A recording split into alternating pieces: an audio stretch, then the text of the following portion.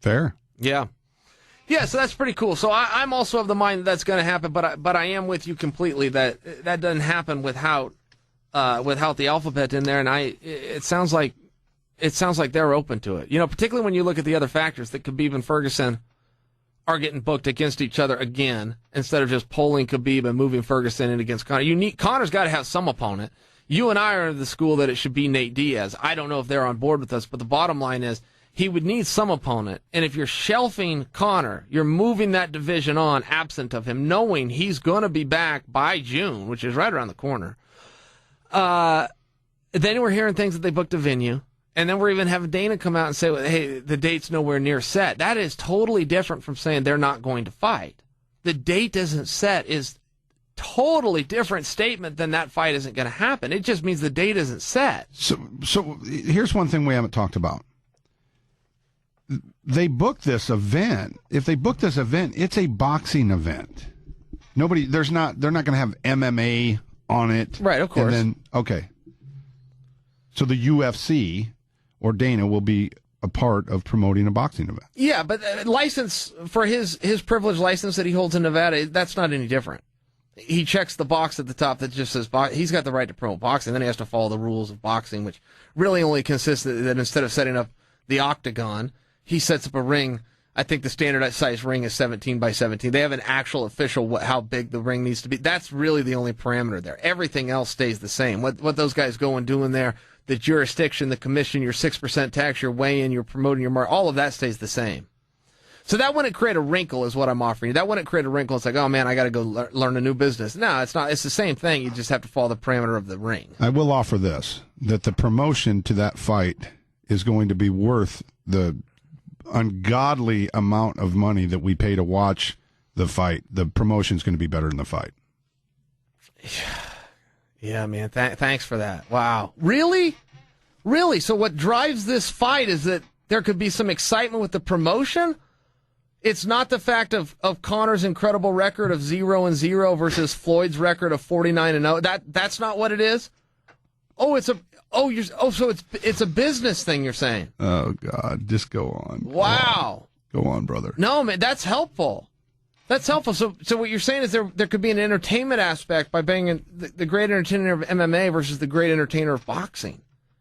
That's what they're after. Wow. Wow, I hadn't considered it, man. I thought this was just a pure pugilistic contest. But you're saying it'd be a revenue grabber. Here, talk about that for 45 minutes. No, man, that's amazing. Yeah, that's amazing. Phenomenal. Brilliant. Yeah. You're an insightful guy. Tito was going to offer to Bellator. He had told them to make their canvas white, and they did. He paid attention to detail. Much like you. What would have we got you and Tito together? I mean, wow, that could do huge things. The complexity to the way your minds both work, the sophisticatedness. Well, I got nothing, brother. I got nothing. I've brought nothing to the table today. Yeah, I was going to say, what do you think? You delivered a whole lot, and now all of a sudden the bucket is empty? Well, but the good thing is you've got a fall guy on this. You've got a fall guy on us not having anything today. You can blame it on me. I'll sit over here like a champ and take it. I don't feel like we didn't have anything. Look, some days news breaks and some days news doesn't break. Either way, we come in and we produce content. Say something nice about me. You haven't said anything nice about me in 6 months. I'm glad you're back. Okay, I'm glad you're back from Kankakee. I guess that's nice. Yeah. All right. You're sober and you're upright. But those are perks. Those are perks. Dominic loves you. Oh, yeah. You did nothing wrong. Do you know that? Oh, my God. Oh, my God, Dominic doesn't love me. No, you did nothing wrong. Oh, my God. I'm sorry he denied your existence. How's my fake cry? That's a weird thing that happened, but it wasn't your fault. Dominic, love you, man. Joel has pushed himself away from the microphone. He is texting and watching a commercial on TV. So in other words, he is of no use, which in many ways has been the most helpful thing he has done for today's show. And with that, until tomorrow, I'm Chael Sun. Hey, give me a prediction. I mean, we do this all the time, but it changes all the time. Just give me your where does your gut stand today on Conor Mayweather? Just yes, no, is it going to happen? Yes. Okay. Well, since you said yes, then let me just give one backup question. Do you think it will happen on the June date, as Floyd's camp is leading people to believe? I'm staying out of that. I'm staying out of that for now, just because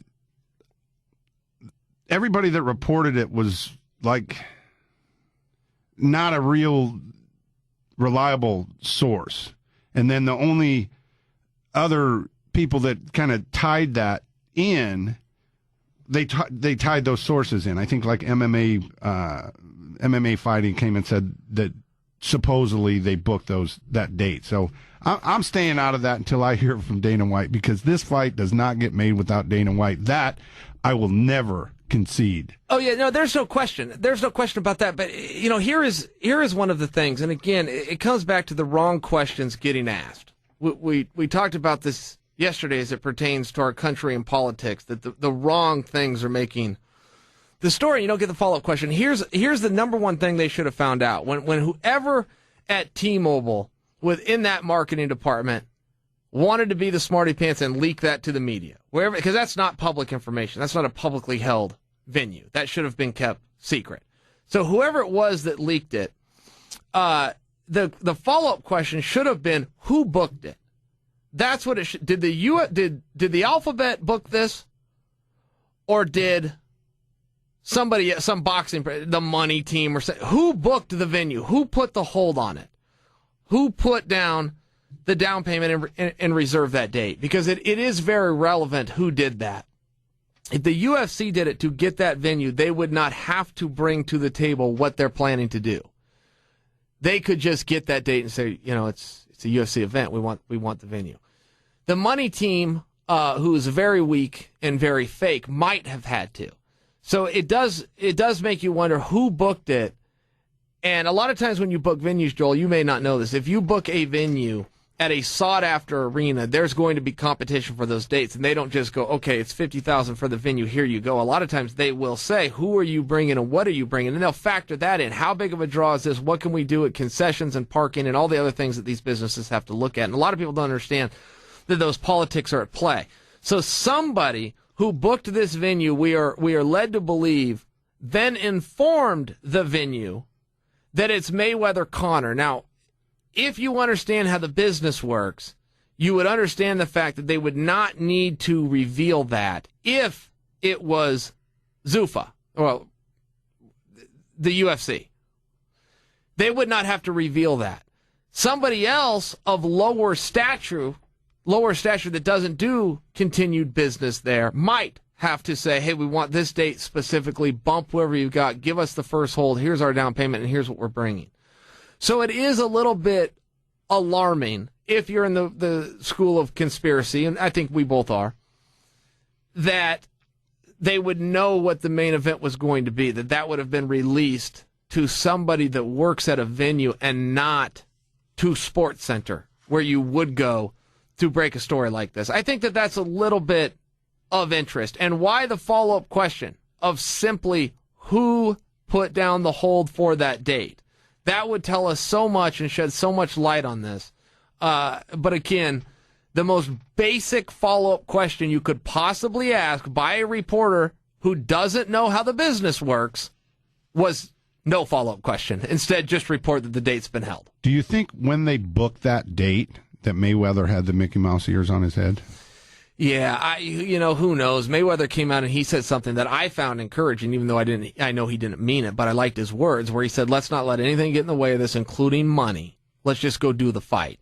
I liked when he said it. Now, the problem is he doesn't act like that behind the scenes. It's hard to get anything done. One thing I do like about Mayweather is whenever Mayweather announces a fight, he fights right away. He's a guy that fights a couple times a year, and there are these mega events. And I throw all sorts of shade Mayweather's way, but I go watch all his fights. A lot of what I say is because I want him to go do it more. It's a fun event when Mayweather fights somebody and the build-up and the match itself. One thing I do like about it, though, Joel, is when he announces he's going to fight, he doesn't ever go, yeah, I'm going to fight, and it's going to be in November sometime. Ever. He announces, I'm going to fight. Oh, and by the way, it's tomorrow. Even when they did the Pacquiao-Mayweather, from the day they made that announcement to the time they were in the ring was 9 weeks or less. You know, Mayweather fights right away. So if he was to come out and go, yeah, I'm going to fight Conor, and oh, by the way, I'm not even going to make you wait for it. It's going to be in June. I think that's fun. That's one thing that I really like that Floyd does. When he announces those fights, boom, he goes and does the fight.